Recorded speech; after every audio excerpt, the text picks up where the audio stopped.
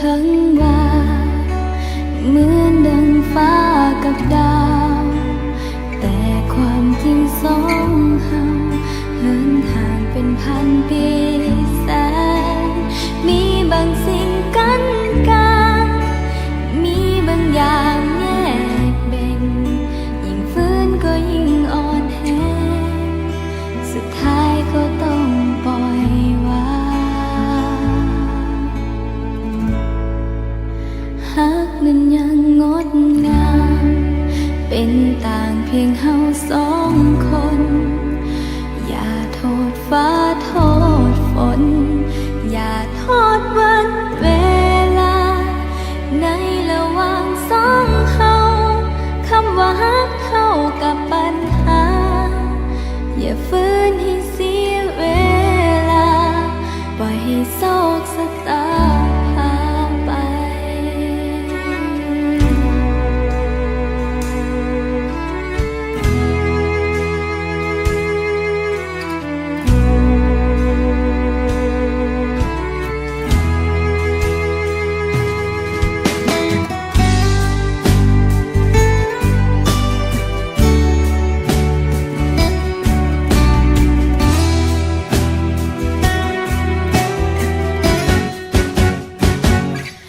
จากนี้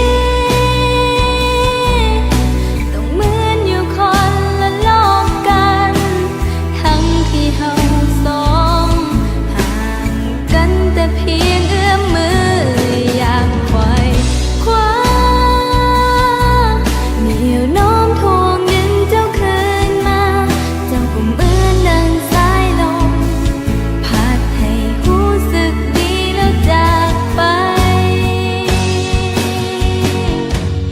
ไกลแสนไกล